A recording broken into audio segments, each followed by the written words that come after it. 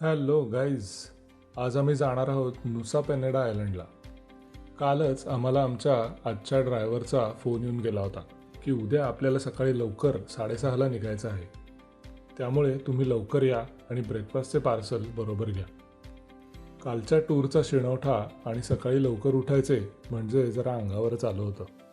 पण आजच्या टूरची उत्सुकता ही तेवढीच होती, कारण आता आम्ही जाणार होतो नुसा पेनेडा आयलंडला. मस्त तासभराची बोट राईड झाली आणि आम्ही येऊन पोचलो नुसा पेनेडाला. जेट्टीवर उतरलो आणि सुरू झाली आमची नुसा पेनेडा आयलंडची वेस्ट साईडची टूर. नुसा पेनेडा आकाराने खूप मोठा आहे, त्यामुळे जर तुम्ही तिथे राहणार असाल तरच तुम्हाला तिथली सगळी ठिकाणं पाहता येतात. आम्ही काही तिथं राहणार नव्हतो, त्यामुळे वेस्ट साईडच्या ठिकाणांची आमची टूर होती. गाडीत बसलो आणि सुरू झाली आमची नयनरम्य टूर. गर्द झाडी, वळणावळणाचे रस्ते आणि जाणवणारी शांतता आपल्याला येथे अनुभवता येते.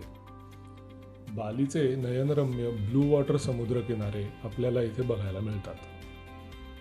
प्रथम आम्ही गेलो क्रिस्टल बीचला. अतिशय सुंदर समुद्रकिनारा, आकाराने तसा लहान पण खूपच सुंदर. पांढरी शुभ्र वाळू, पाण्याचा निळा रंग आणि त्यातल्या रंगछटा इतक्या सुंदर फक्त इथेच दिसतील बहुधा. एक मस्त फेरफटका मारला किनाऱ्यावर आणि निघालो. पाय वाळूनी माखले होते, ते धुवावे म्हणले तर पैसे द्या. पाय धुवायला आणि पैसे द्यायचे, अशी प्रश्नार्थक आडी मनात आली. पुण्यातून आलेल्या आपल्यासारख्यांना हे जरा जड जाते, पण ठीक आहे. पाय धुतले आणि आम्ही निघालो एंजल्स बिलाबॉंग आणि ब्रोकन बीच बघायला. क्रिस्टल बीच झक मारेल इतका कमाल अनुभव एंजल्स बिलाबॉंग आणि ब्रोकन बीचचा आहे. जातानाचा रस्ता जरा खराब आहे, पण तिथे पोहोचल्यावर जो नजारा दिसतो तो म्हणजे आहा. इथे आपल्याला जसा बीच अपेक्षित असतो तसा नक्कीच नाहीये. हा बीच संपूर्णतः क्लिफ बीच आहे. समुद्राच्या येणाऱ्या लाटा दगडांवर आदळतात आणि जो अप्रतिम नजारा आपल्याला दिसतो तो खरंच नयनरम्य आहे. ह्या आदळणाऱ्या लाटांचं पाणी इतकं वर खाली होत असतं की एका क्षणाला आपल्याला मनात नक्कीच भीती वाटते. इथे मनसोक्त फोटो काढले आणि आम्ही पुढे निघालो ब्रोकन बीच बघायला. एंजल्स बिलाबॉंग पासून ब्रोकन बीच हा चालत 10 मिनिटांवर आहे आणि इथे चालतच जायला लागतं. आपल्या मनात ब्रोकन बीच ऐकल्यावर उत्सुकता असते की नक्की काय असेल, पण जर आधीपासून माहिती नसेल तर तिथे पोहोचेपर्यंत आपल्याला हा ब्रोकन बीच दिसतच नाही. जसं जसं आपण जवळजवळ जातो तसं तसं एक समोर काहीतरी खड्डा आहे असं जाणवायला लागतं आणि फायनली आपण जे बघतो ते बघून आपण आश्चर्याने थक्क होतो.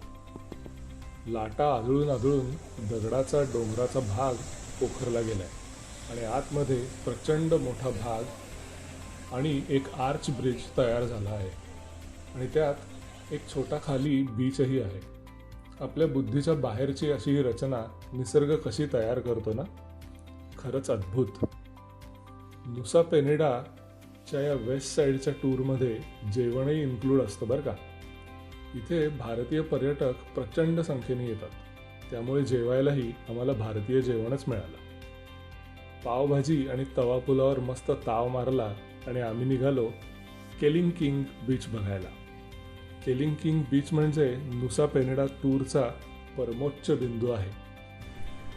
आम्ही तिथे जाताना रस्त्यात जरा ढगाळ हवामान होतं आणि पाऊसही पडत होता, त्यामुळे आम्हाला केलिंग किंग बीच नीट बघता येईल का नाही अशी जरा मनात साशंकताच होती.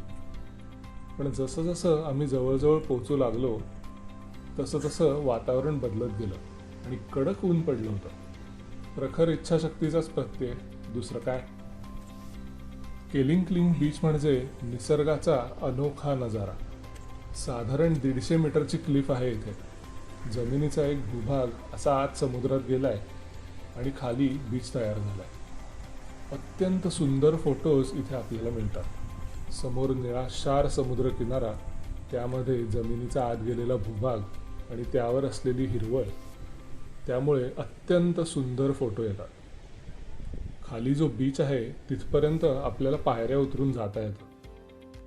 एका क्षणाला मला किती फोटो काढू आणि किती नको असं झालं होतं. निळ्या रंगाच्या सर्व शेड्स इथं दृष्टीत सामावून घेतल्या आणि आम्ही निघालो परतीच्या वाटेला. गाडीने परत जेट्टीवर आलो आणि नुसा पेनेडाहून बालीला पोहोचलो. आता आम्हाला खुणावतोय तो उद्याचा दिवस.